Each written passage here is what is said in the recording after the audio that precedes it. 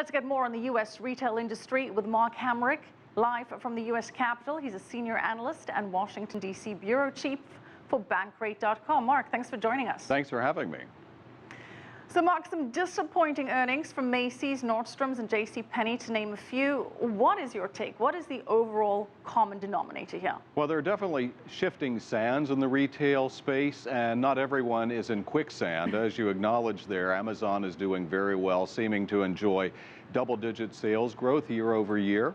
And with this plethora of department store chains seeming to have way too much merchandise in the form of clothing, some of the clearance brands that essentially the beneficiaries of the unsold merchandise they can get at a discount are finding consumers going their way, and they're having increased sales. So consumers are very savvy about price. That's driving them online. It's driving them to some of the clearance brands. All right, so you mentioned those clearance brands. I don't know if Walmart can be counted as one of them, but Walmart beat expectations on earnings, revenue, and same-store sales. What is Walmart doing right? Is it all about pricing? No, Walmart has not always benefited from its position in the marketplace here recently, so you might think of this more of a resurgence for them. They certainly have benefited from the stress in the U.S. economy that now is going on the greater part of a decade. But certainly they compete aggressively on price. They sell groceries. They sell just about everything else. So you might think of that as sort of the brick and mortar equivalent of Amazon. And of course, they're well positioned to take advantage of online sales also. But, you know, Mark, it's not just traditional retailers. It's also traditional malls, shopping venues at large that are struggling. How much of this is due to online shopping? Can we really blame Amazon for everything? Well, certainly not, but there is absolutely the fact that there's too much brick and mortar capacity, too many stores in the United States, and we've seen some stores in the process of going out of business, such as Sports Authority, a sporting goods retailer. Others have filed for bankruptcy, and we'll probably see more follow suit. So you have the top tier of malls, such as those located here in the Washington, D.C. area, benefiting from the economic vitality here. Southern California, much the same.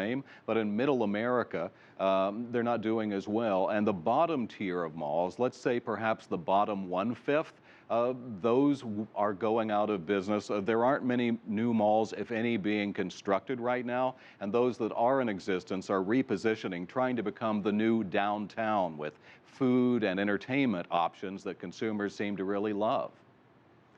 Well, Mark, even with consumers shifting to online for a lot of their shopping, they still go in to try out and experience the product. They then may order it online. I mean, this was a big issue for Radio Shack, amongst others. But can the physical experience ever be completely eliminated? Are we ever going to see the complete demise of brick and mortar stores? Well, absolutely not. And let's think, first of all, about the grocery store experience. Here in the United States, at least, we've had the opportunity to buy groceries either online or over the telephone for decades. Decades ago, you could order groceries and have them delivered to your house long before the internet was even conceptualized. So you think about, you want to go and see the groceries that you're buying. You want to see the fresh fruits and vegetables, the meat, the poultry or the seafood. And there is something that people enjoy, some people anyway, I happen to be one of them, that enjoy going to a grocery store and going through the process of sort of figuring out what we're going to eat for the next week. And certainly you can be more efficient online. Perhaps you might be able to save money, but there's something about the behavioral experience and also the social experience of going into the marketplace, the bazaar, as it were, and engaging in this activity. Look, Mark, I completely agree with you. Personally, I cannot buy anything online. I've got to try it on first.